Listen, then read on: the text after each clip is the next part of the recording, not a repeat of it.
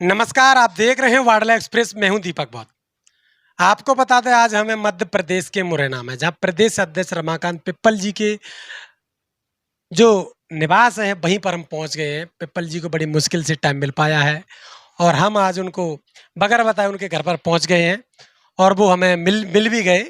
अभी हम उनसे खास बातचीत में आज जुड़ लेते हैं। मुरैना में मध्य प्रदेश का जो रवैया है, आप सभी लोग जानते हैं, जिस प्रकार से भारतीय जनता पार्टी की सरकार है और वो एक तरफ टंट्या मामा भीलू को भगवान बना रही है, वहीं आदिवासियों के सर पर पेशाब भी किया जा रहा है।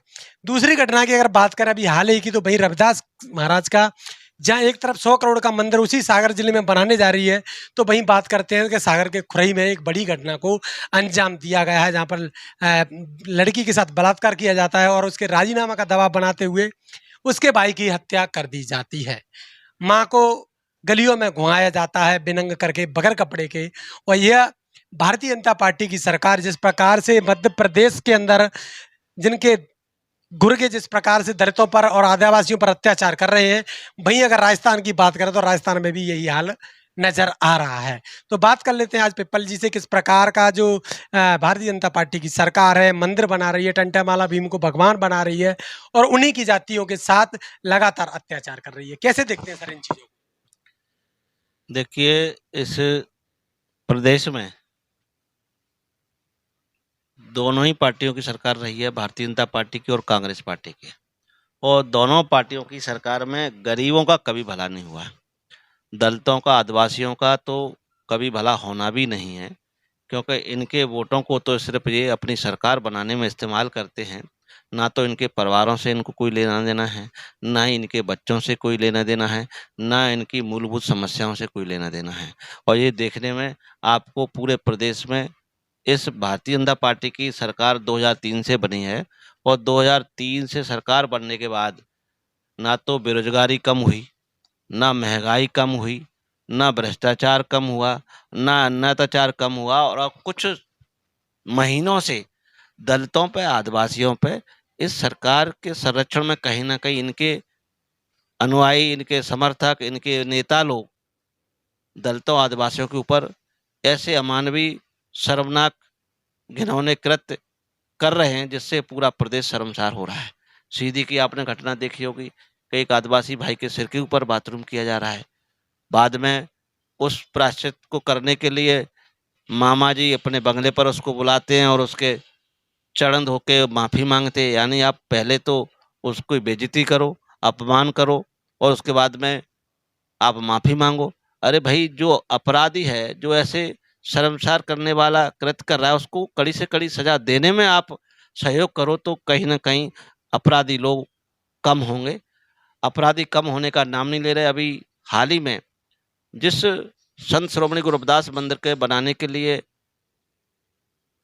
प्रधानमंत्री जी सागर आते हैं और बड़े प्रचार प्रसार में पैसा लगाकर गरीबों का भला तो करते नहीं हैं, पर उनके महापुरुषों, संतों, गुरुओं को भगवान बनाने का काम जरूर कर रहे हैं, जिससे ये लोग इसी में भटके रहें। जबकि अगर संत श्रोमणी गुरु रविदास महाराज का मंदिर ही बनाना चाहते हैं तो उनके विचारों को भी तो लागू मध्य प्रदेश में करें। जिन्होंने कहा था कि ऐसा चाहूँ राज में जहाँ मिले सबन को अन्न, छोटे बड़े सब बसे रहदास रहे प्रसन्न। अब इसमें छोटे बड़े का सवाल है, तो बड़े तो वो लोग हैं और छोटे लोगों का क्या हाल है आप देख सकते हो। अभी हाल ही में सागर के खुरई तहसील में नौनागिर बड़ौदिया गांव है, वहाँ पर एक 2 साल पहले बच्ची के साथ, दलित अहरवार बच्ची के साथ में छेड़खानी होती है, उसकी एफआईआर होती है। अब उस एफआईआर को एफआईआर में बदलने के लिए उसको दबाव बनाया जा रहा है कि आप बयान बदल दीजिए। उन्होंने मना कर दिया क्योंकि वो स्वाभिमानी लोग थे। बच्ची भी पढ़ी लिखी है तो उसने कंप्रोमाइज करने से मना कर दिया। तो उन्होंने एक भाई को तो पुलिस के द्वारा पकड़वा के थाने में बैठलवा दिया। पिताजी उसके इंदौर में मजदूरी करते हैं, परिवार बेहद गरीब था। अब दूसरा भाई था, वो छोटा था 18 साल का, वो बस स्टैंड पे कुछ सब्जी वब्जी लेने गया, उसको दबंगों ने बड़ा प्लानिंग करके घेर लिया और उसके लाठी डंडों से पीट कर जब उसको ज़्यादा मारने लगे तो उसकी माँ उसको बचाने जाती है। जब माँ बचाने जाती है तो उसकी माँ को भी पीटा, उसके वस्त्र निर्वस्त्र कर दिया, फिर उसको पीटा, उसके बाद उसको घुमाया और ये सैकड़ों लोगों के बीच में ऐसा उन्होंने कृत्य किया। जो कि शर्मसार करने वाला है। मध्य प्रदेश में ऐसी शर्मसार करने वाली घटनाएं अब तेजी से बढ़ रही हैं। एक तरफ आप राष्ट्रीय गौरव दिवस मनाने की बात करते हैं, दूसरी तरफ संत श्रोमणी गुरुदास महाराज का 100 करोड़ का मंदिर बनाने की बात करते हैं। आप बहनों को लाडली बहना योजना के नाम पर 1000 की बात करते हैं, कांग्रेस वाले 1500 की बात करते हैं, पर इन बहनों के सम्मान में इनकी सुरक्षा करने की बात नहीं करते हैं। इनके बेटों को, बच्चियों को पढ़ाने के लिए शिक्षा की बात नहीं करते हैं। इन्होंने कर्जा लेकर अपने बच्चों को, बच्चियों को पढ़ाया है, तो उनके लिए रोजगार की बात नहीं करते। ये सिर्फ आपके वोटों को पाने के लिए कहीं न कहीं चुनावी समय में इस प्रदेश में आप हमेशा षड्यंत्र रचते आ रहे हैं। इसीलिए बहुजन समाज पार्टी ने पूरे प्रदेश में बहुजन राज अधिकार यात्रा निकाल कर भी अपने इस भोले वाले समाज को जागरूक करने का काम किया था कि भारतीय जनता पार्टी, कांग्रेस की जो जन विरोधी नीतियाँ हैं, इसका पर्दाफाश किया। और जो ओबीसी समाज है, जो इस प्रदेश में 33 साल से ठगा जा रहा है, देश में 27% आरक्षण लागू बहुजन समाज पार्टी की नेता आदरणीय बहन कुमारी मायावती जी और संस्थापक मानवर साहब कांसीराम जी के संघर्ष की बदौलत ओबीसी समाज को पूरे देश में मिल रहा है। पर इस मध्य प्रदेश में दुर्भाग्य ओबीसी समाज का, उनको आज दिनांक तक 14% मिलता है, 27% नहीं। और इसके लिए तमाम इन्होंने धरना, प्रदर्शन, आंदोलन किए हैं। पर हमने ओबीसी समाज से वादा किया है, आप इस बार बहुजन समाज पार्टी की सरकार बनाएं, पहली कैबिनेट में आपका 27% आरक्षण का मुद्दा निपटाने का काम बहुजन समाज पार्टी आदरणीय बहन कुमारी मायावती के नेतृत्व में होगा। तो 2023 का चुनाव आने वाला है। 2023 में एक तरफ दलितों और आदिवासियों को उपयोग किया जा रहा है भगवानों के नाम पर। वहीं अगर बात करें तो इस प्रकार का अत्याचार भी बढ़ रहा है और तमाम योजनाओं के माध्यम से जो वोट लेने की प्लानिंग है, क्या बसपा इसमें कटाक्ष करके कोई नई योजना के तहत या उनके अत्याचारों को अवगत कराकर इस वोट को कहीं न कहीं रोकने में प्रयासरत होगी या नहीं होगी? बिल्कुल, देखिए इसके लिए पहला तो काम है, जो अन्य अत्याचार हो रहे हैं उसके लिए बहुजन समाज पार्टी हर जगह पहुंचकर उस पीड़ित परिवार के साथ खड़ी होने का काम कर रही है। उस परिवार को न्याय दिलाने के लिए संघर्ष कर रही है, क्योंकि कानून बहुजन समाज पार्टी के कार्यकर्ता अपने हाथ में नहीं लेते हैं, पर जो संवैधानिक अधिकार है कि हमको विरोध प्रकट करना है और अपने हक, अधिकार और न्याय पाने के लिए संवैधानिक तरीके से हमको ज्ञापन के माध्यम से अपनी आवाज़ को उठाना है। और उसी कड़ी में अभी आपने देखा होगा 9 अगस्त को माननीय आकाश आनंद जी के नेतृत्व में जो आदिवासियों के ऊपर, दलितों के ऊपर अत्याचार पूरे प्रदेश में बढ़ रहे थे, तो उसको रोकने के लिए ही बहुजन समाज पार्टी ने ज्ञापन देने का काम किया था। और फिर भी भारतीय जनता पार्टी के कानों में जू तक नहीं रह रही।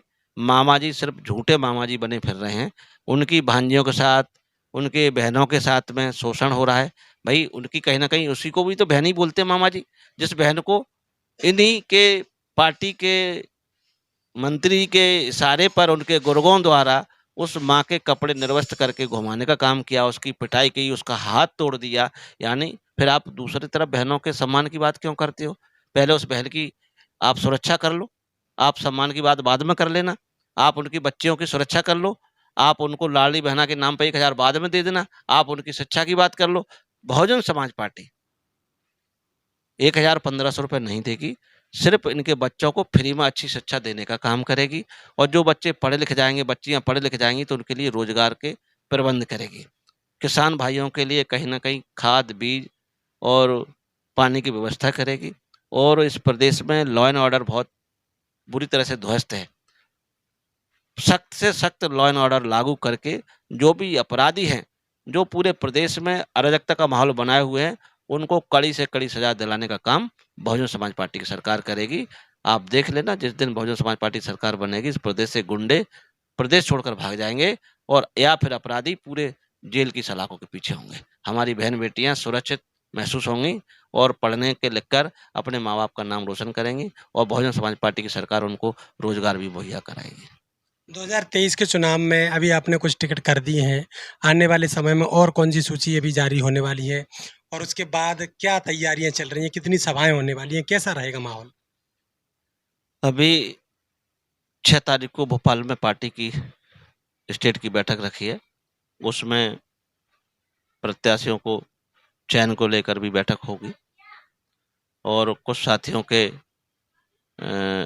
स्क्रूटनिंग भी की जाएगी। उनकी जो रिपोर्ट आई है सर्वे के आधार पर किस प्रत्याशी का फील्ड में कितना नेटवर्क है, कितना प्रचार प्रसार है, कितनी लोकप्रियता है और कितना उसका वजूद है, ये सारी चीज़ों को आकलन करते हुए उस दिन चयन प्रक्रिया को आगे बढ़ाने का काम किया जाएगा।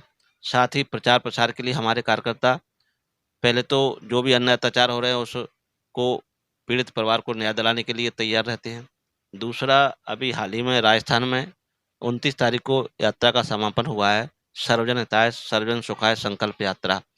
उसी यात्रा का एक रूप मध्य प्रदेश में भी 17 सितंबर से लगभग या आगे पीछे भी एक आध दिन हो सकता है, माननीय आकाश जी के नेतृत्व में मध्य प्रदेश में होने जा रही है। क्योंकि जो यात्रा बहुजन राज अधिकार यात्रा पहले निकाली गई थी, तो कहीं न कहीं उसके अच्छे परिणाम हमको देखने को मिले, युवाओं को जोश देखने में मिला, बहन-बेटियाँ भी उससे कहीं न कहीं प्रभावित हुईं और जो दिग्विजय सिंह ने अपनी सरकार में 1993 से 2003 तक जो पट्टे बाँटे थे, तो ऐसे पट्टे के टुकड़े भी हमें पूरे प्रदेश में हज़ारों देखने को मिले जिनको अभी तक ज़मीन नहीं मिली है। तो वो परिवार भी अब कांग्रेस बीजेपी से दुखी है, क्योंकि बीजेपी सरकार ने उनको वो जगह नहीं दिलाई या वो ज़मीन नहीं दिलाई और कांग्रेस सरकार ने उनको झूठे पट्टे देने का काम किया। तो दोनों पार्टियों से ही ऐसे पीड़ित परिवार भी अब बहुजन समाज पार्टी का मन बना चुके हैं और उनको हमने आश्वासन दिलाया है कि जो पट्टे आपको मिले और ज़मीन नहीं मिली है, बहुजन समाज पार्टी वादा करती है कि बहुजन समाज पार्टी की सरकार बनते ही इस प्रदेश में लाखों हेक्टेयर ज़मीन खाली पड़ी है, उसको उनके भागीदारी के हिसाब से पार्टी देने का काम करेगी। कितनी सीटों पर इस बार चुनाव लड़ने वाले हैं? साथ ही साथ कितनी सीट लेकर पावर बैलेंस में आएँगे और फिर सरकार में भागीदारी होगी, अब खुद की सरकार बन जाएगी? बहुजन समाज पार्टी पूरे प्रदेश में अपने दम पर चुनाव लड़ने जा रही है। आज ही माननीय बहन कुमारी मायावती जी ने जो बीजेपी कांग्रेस के कहीं न कहीं जो गोदी मीडिया वाले लोग हैं, जो प्रचारित कर रहे हैं कि बहन जी इसमें मिल रही हैं, बहन जी उसमें मिल रही हैं, तो आज बहुत सख्त कदम उठाते हुए माननीय बहन जी ने ट्वीट किया है कि हमारा गठबंधन किसी से नहीं है, हमारा गठबंधन हमारी जनता के साथ होगा और जनता ही वोट देती है और जनता ही विधायक और मुख्यमंत्री बनाने का काम करती है। तो बहुजन समाज पार्टी इस प्रदेश में 230 सीटों पर ही चुनाव लड़ेगी और किसी भी दल से हमारा कोई गठबंधन नहीं होगा। और रहा बात कितनी सीट जीतने का, तो हमारी इतनी सीटें आएँगी कि हमारे बगैर सरकार ना तो भाजपा की बनेगी, ना कांग्रेस की बनेगी और माननीय बहन जी इसका निर्णय अपने हाथ में रखेंगी कि आगे की रणनीति क्या होगी।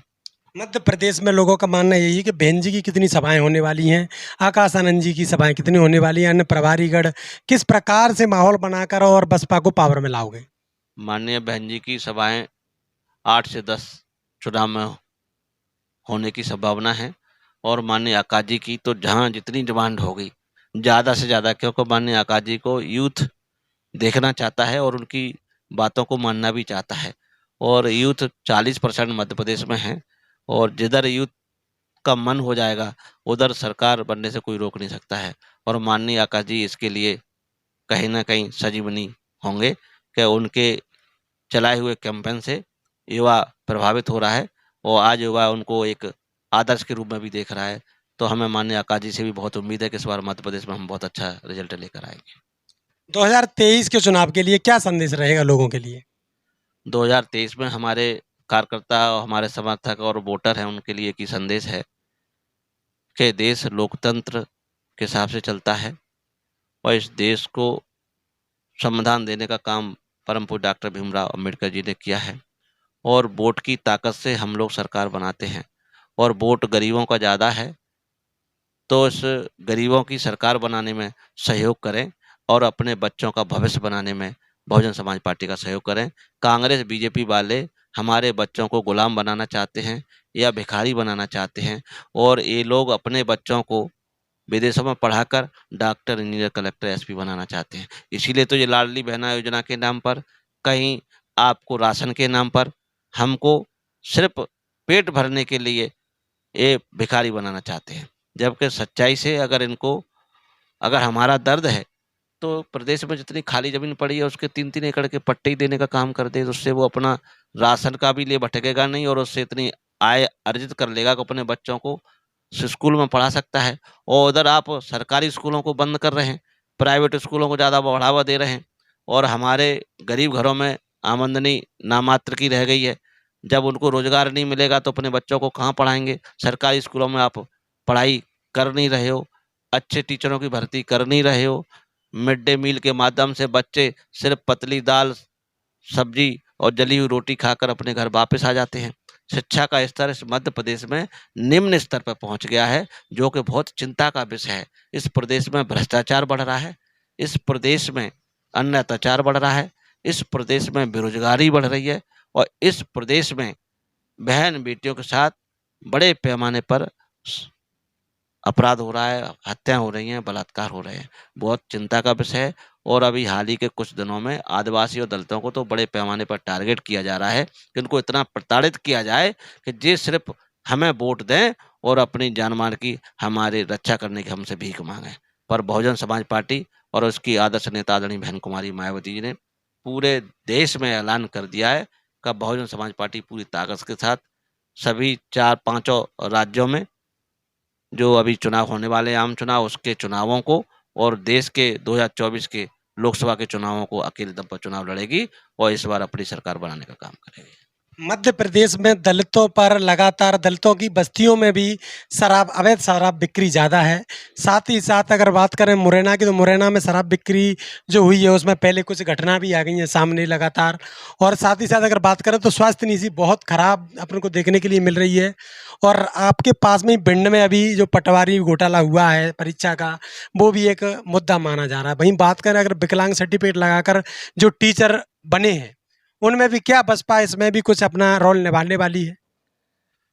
बहुजन समाज पार्टी इसमें बहुत बड़ा रोल निभाएगी क्योंकि ये मुद्दे सरकार जैसा चाहती है वैसा होता है। आपने देखा होगा कि भ्रष्टाचार जब भारतीय जनता पार्टी की सरकार बनी तब से भी हो रहा है और उससे पहले कांग्रेस पार्टी की सरकार थी तब भी होता था। चाहे ट्रांसफर नीति हो, चाहे उनकी भर्ती नीति हो और चाहे और कोई विकास के मुद्दे हो, सब में उन्होंने इतना भ्रष्टाचार किया है कि उनको बंटाधार करने का संज्ञा मिल गई थी दिग्विजय सिंह को। अब भारतीय जनता पार्टी ने कहा हम इनके भ्रष्टाचार की पोल खोलेंगे और इनकी जांच कराएंगे और उनको जेल में डालने का काम करेंगे। पर भारतीय जनता पार्टी ने अपनी 19 साल की सरकार में किसी भी कांग्रेसी को भ्रष्टाचार के मामले में जेल में पहुंचाने का काम नहीं किया और उल्टा उस भ्रष्टाचार को 10 गुना बढ़ाकर उनके नेताओं ने किया है, जिसमें व्यापम घोटाला बड़े पैमाने पर है, आपका पटवारी भर्ती घोटाला बड़े पैमाने पर है, शिक्षक भर्ती घोटाला बड़े पैमाने पर है और अभी पुलिस भर्ती घोटाले में भी कहीं ना कहीं तार उनके भ्रष्टाचार से जुड़े हुए सामने नजर आ रहे हैं। और इस प्रदेश में कुपोषण का भ्रष्टाचार, आयुष्मान कार्ड का भ्रष्टाचार, स्कूल की यूनिफॉर्म खरीदने का भ्रष्टाचार, तमाम स्कैम आपको देखने को मिल रहे हैं। और इनके कुछ ऐसे चालाक लोग हैं जो कहीं ना कहीं इनके संरक्षण में चल रहे हैं कि जो भोले वाले लोगों को फ्रॉड कंपनी के माध्यम से दुगनी आय करने का लालच देकर उनके करोड़ों की ठगी कर रहे हैं, उनको जमीन दिलाने के नाम पर करोड़ों की ठगी कर रहे हैं। तमाम तरह के अपराध, साइबर अपराध इस प्रदेश में इस भाजपा सरकार और कांग्रेस के लोगों के साथ मिलकर ये लोग कर रहे हैं, जिससे गरीब जनता बहुत पीड़ित और परेशान है। इन सब की जांच कराने का काम बहुजन समाज पार्टी करेगी और भ्रष्टाचारियों को जेल में डालने का भी काम बहुजन समाज पार्टी करेगी।